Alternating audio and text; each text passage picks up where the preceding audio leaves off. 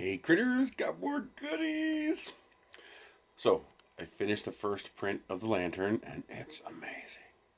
It takes a lot of plastic though. It's going to take like 800 grams of plastic when you print everything. But, oh, that came out so good. So 4 screws in the bottom, 4 screws in the top. I actually broke a screw. That's incredible that this little electric screwdriver, well, actually it was me going, because the battery's getting weak. I gotta replace the battery in the thing. But here's the little shroud. So this will be up inside here like this, and that'll cover up the base of the light bulb socket if you use that kind of a light. Tomorrow I'm gonna find one of those solar lights that has the actual, looks like a bulb inside of it. I'm gonna try to retrofit that to this. See how big the solar panel is, like how much do I have to flatten this or whatnot. But in case I decide to, well, I'm going to keep this design too, but you have your mounting holes, and they printed perfectly. And when you stick a screw in, you can see it sticks inside there. So whatever I designed to go into this 30mm hole with a loop on it to hang from the light, actually, I got to make sure it can hold that much weight. This is going to weigh about 1 kilogram. By the time you add the battery and the solar panel and the light bulb and the 4 plexiglass panels, this is going to be pretty heavy. I might actually have to design a lighter one for the hanging lantern and use this design for my post lanterns. The 4-sided is growing on me. I like it. It really is turning out very cool. This print came out beautiful. I need one more top layer on this part. You see I did one more top layer on this part and it came out beautiful. So 3, not 4, not 2. But that came out very, very nice. And I also have a couple of other things that I've been working on. So I love garden flags. If you don't know what they are these things. Garden flags. I'm absolutely obsessed with these things. I have a whole bunch of them. And I'm going to be getting a whole bunch more. Especially now that I know they have them for all the different seasons and the holidays. They have whole sets you can buy. Like $15, you get 12 or 14 of them. So, you know, it covers Mother's Day, Father's Day, Thanksgiving, Easter, St. Patrick's, 4th of July. You can get Memorial Day flags. You can get flags for just about anything. And so the way this works is you have this piece here. You print that piece, and that screws into your post, your wall, whatever. And then this rod, this all prints flat, no supports. This takes about 200 grams of plastic, and I shrank it, so it should take a little more, because this is actually a little tight, getting over the end. So this just threads into here. Okay. Then this is your retention. So this gets mounted on your wall. Then you just unscrew this, take the flag off, put the next flag on, screw this back on again, and you're good to go. You have your next flag mounted. So you can just unscrew this, put your new flag on, take the old flag off, toss them in the washing machine, put them back in your stash, and you're ready to go for your next holiday or your next season. What else? That's it. This is fine. PETG, about 170 grams. Should be a little bit less now. I kind of went overkill. I'm going to have G-code for 0.4 and 1mm nozzles. I kind of overbuilt it just because I want it to last forever. You know, I don't ever want to have to replace this. I want it to be out there for, you know, decades. And, you know, the only way this is ever going to break is if somebody goes up and breaks it on purpose. But it's all modular, 3 pieces, good to go. So that's going to be nice. I kind of wish these flags had a loop at the bottom too, so you can force them to stay straight. I do have a way I could do that. I could 3D print some clips and build them into another rod, and you could just clip the ends. But I don't think you need to. They're pretty stiff. I think they'll stay just fine. And then that got me thinking, okay, well, there's the one for putting on posts and walls when you want it to stick out like a flagpole. But what if you want to flat mount one to the house? This one's a little too short, so I redesigned it a little bit to make it just a tiny bit longer and to offset this a little bit. But otherwise, it's looking pretty good. This is your wall mount. So this has 2 mounts. And this just pops on here. So these just pop off. You see I have a little nub there. And you have that shape inside there. And so this gets screwed onto your house. So you'll mount them in here. Put it up on the wall where you want it, put a screw in here, you pop this out, put the second screw in, and now these are in exactly the right spot. You pop the whole entire flag off, just like this, so these stay on your house, or whatever you mount this to. You pop this off, you slide this off, you slide your new flag on, and then these just pop right back into the mounts. And that's it, you're good to go. This is now mounted. So I'm going to have one of these on the left and right hand side of my door. So I can have 2 flags hanging up on the left and right hand side of my door for whatever season. Now you got all kinds of seasons, like here's a Halloween one. Here's an autumn one. This one's really nice. And then here's a Thanksgiving one. So I want to have a whole bunch of these all over the place. Because each of my light posts is also going to get one of these. So that turned out really, really nice. This is some no-name orange PETG that I really like. I mean, that's a nice orange. That's what orange is supposed to be. And, so I like that a lot. That turned out surprisingly nice. 2-hour print. 2 hours, you're done. Well, 2 hours with a 1mm nozzle. With a 0.4mm nozzle, probably more like 4 or 5 hours. Still, not bad. You know, it's only going to cost you $2. If you buy a $10 roll of PETG, it's going to take a fifth of the roll, so that's $2. Not bad. I'm also going to design... Ooh, don't knock you over. I'm also going to design a segment of the 7-foot-tall lamppost. And I'm going to design that to accept these 2 pieces. So instead of this threading into one of these threads will be built into a section of the lamppost. And you'll thread this rod in. There's going to be space for 2 of them, so you can put one on each side. And you'll thread one of these in, and you'll, again, same thing. You unscrew this, take your flag off, put your flag on, screw this back on, and you're good to go. This just keeps the flag from coming off. And it looks nice. You can even customize it, you know, if you want, you can stick an initial in there or something like that. Especially if you have a dual color printer, you might be able to have some fun with that. Or put a design in there or whatever. But I just wanted a nice one. I use that knurled. I use the parts I use for my spad pad and just reuse them for this, because I already had these really nice coarse threads designed up. So this will also stick into the side of my my lamppost, so that I can mount these that way. And I can't think of the need for any other mounts. Like maybe I'll make a T-post version of this. You know, one of these that will clip onto a T-post, so you can mount flags on a T-post if you want. And I can also make a mount to clip onto a T-post to put solar lights on the T-post. Although I just take 2 zip ties. I've had solar lights zip tied using these zip ties actually. These cheap little orange zip ties I got. I imagine if we were to walk out there and grab one of those solar lights, it'd probably rip those zip ties right off because of the UV light. But although it's nylon, it might be UV stable. But they've been out there for 5 years, no problem. They actually still work. 5 years, they actually still work. I don't know how long they work. I gotta see how long they go into the night before they turn off. But it blows my mind that those little 97-cent, you know, dollar store, at the time it was $1 at Dollar Tree. Now you get them at Walmart for 97 cents because they're $1.25 at Dollar Tree. So, you not a Dollar Tree. That's what I call it now. I call it not a Dollar Tree. I walked in one day and said, let's see what not a Dollar Tree has today. And the lady was like, what'd you say? I was like, what? She's like, what did you call it? I was like, not a Dollar Tree. She's like, why'd you call it that? I was like, because it's not a dollar. She just cracked up. But, yeah, that's nice. I like that. So it's coming along good. I have the lamppost outside. If you're on my Patreon, you're going to see the pictures tonight of it lit up at night. And a couple days from now, I'll post some pictures to Facebook and stuff like that for everyone else. But it's turning out great. Actually, I think I have a picture on here. I'm pretty sure I actually took a picture on here. Oh, Venus was lined up nicely with the moon tonight. Actually, all the planets are lined up, but it was a little bit hazy. You can only see the one planet, Venus, because Venus is really bright. But yeah, check that out. Isn't that cool? That's just neat. There it is. I turned the flash on the camera for that shot, but this shot I kept the flash off so you can see it really lit up pretty nice. Hey, what are you doing that for? Don't be a punk. There we go. But there you can see, blow it up a little bit. That's actually looking really cool.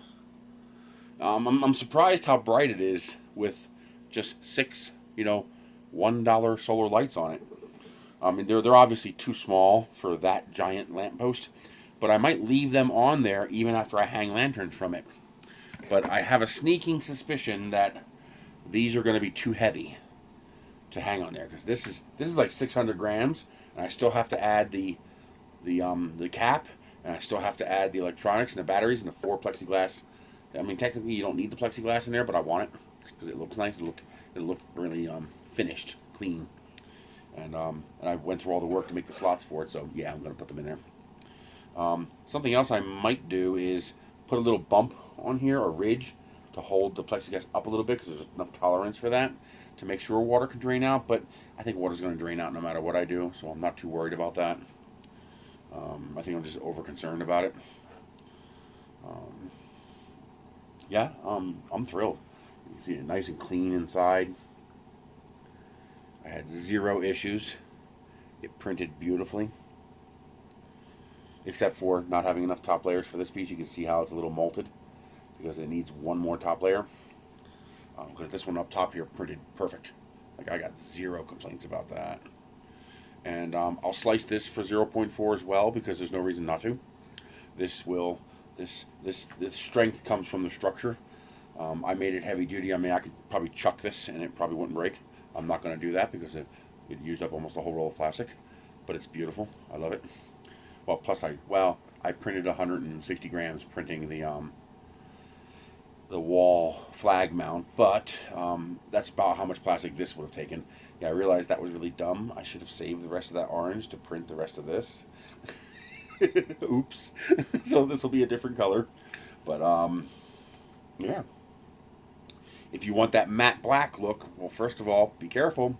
If you make this black, it might get too hot. You'll have to test that. But don't use grill or engine paint. Get matte black fusion if you want that matte black look, because grill and engine paint usually requires a heat treatment to fully cure. And, well, you can't get this that hot. It'll melt. So make sure you just use plastic paint, but get matte, and you'll have that nice matte wrought iron look. But I'm gonna do them in white and orange and stuff like that. I don't know. I'm probably gonna do them. Probably a teal. That's a very common color here in New Mexico. Khaki, sand color, and teal. Those are kind of the colors here. So I might do these in a nice teal if I can find a nice teal, but I want one in orange. So the prototype is orange. But yeah, this turned out nice. This doesn't actually screw in. When you screw in your lamp base, that will pinch this in place and hold it in place. That's why it has this ring around the inside here. So it'll pinch in place, and that'll just cover up the lamp base so you don't see the ugly lamp base. But if you print it white, you don't need it because everything's white. That's it. I am very pleased. These came out incredibly well. I am printing the slightly updated 2 flag posts. So before I go to bed, I will start the print for the post mount, the yellow one. This one, because the rod is just a hair too big, just a little bit. I didn't realize that one end of this is actually tighter than the other end. So the one end went on fine, but then when I hit the other end, it was real tight. So I was like, there's probably a lot of variance in these flags. They're cheap flags. They're pretty nice, though. They're all made of polyester, but you want to make sure you get the ones that look like burlap. So it's that woven burlap texture. They just look a whole lot nicer. The actual smooth polyester ones are, they just look cheesy. These look nice. And so I made all of these 2 parts in the rod just a little smaller. I think like 8%, 7 or 8% smaller. Just enough so that if there's variance in these parts, it won't give you any trouble sliding it on or off. I think this one, I popped the thread. It was like one single thread that was making that one end a little too tight, and now of course it slides on and off no problem. But to avoid that problem, I made it a little bit smaller. And of course that one, I made it just a hair too short. So I lengthened it 15 millimeters, and then also shifted one of the other problems I had with this one is that if this is pretty close to the dimensions, the flag wants to sit behind this because this actually extends out this way for the second screw hole. So I offset the slot that this fits in out a little bit so that there's space behind it for the flag to fully extend. And then of course I made it longer. And then I figured, you know, this is off by just a tiny bit, so I moved it 1 millimeter so it'll be flush. And it turned out pretty nice. I used the same knurled pattern here, and these print without support. They print like this. And because I'm using a 1 millimeter nozzle, they're stupidly strong. So, you know, unless somebody grabs this flag and yanks it hard, it's debatable whether the flag will tear or the mount will break. I'm not sure. Well, if they pull out, it'll probably just take this mount and break it like that. But under normal conditions with nobody grabbing onto it, that's not going to break. It's just, I mean, that's not going to go anywhere. But it prints like that. And it printed perfectly, 0 problems. And it just snaps in just like that. I was really surprised how well that went together. First time.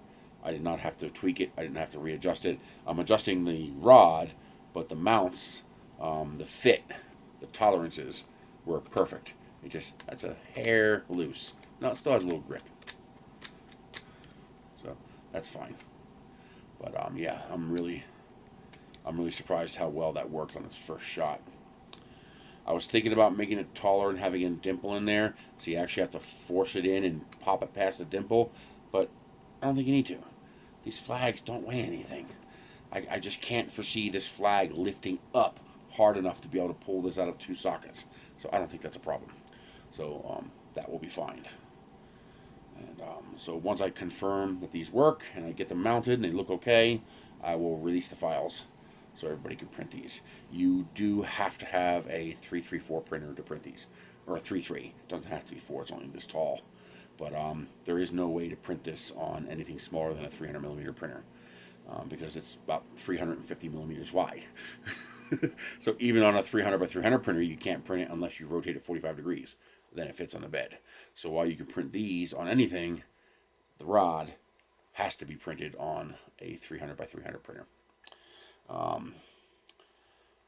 I could try to make a 2-piece version, and a 2-piece version would work fine for the wall mount rod, but might be problematic for, hey, let go. Let go. Cat was grabbing onto the flag. Making this one 2-piece would be slightly problematic because it's cantilevered. And I'm not sure how well a joint would hold up over time unless I could thread them somehow. I mean, I guess I could do that. I mean, I could make it a joint like this. And then, 2 screws to reinforce it and hold together. Or I could just have one slide inside the other and you just glue it. If there's enough interest in that, I guess I could do it. But let me know if there's interest in it, because that's going to be a lot of work and a lot of test printing for something I'm never ever going to use because I have 300 millimeter printers. So I would just print it properly. But if there is enough interest in a 2-piece rod so that people can print it on, like an Ender 3 or a Prusa, let me know and I'll do that. Or bamboo. The smaller one might print on a bamboo at 45, maybe. Was the bamboo 250 by 250 or 260 by 260? I don't know. How big is it rotated? I know this one's too big. Although I guess I could try to make it smaller.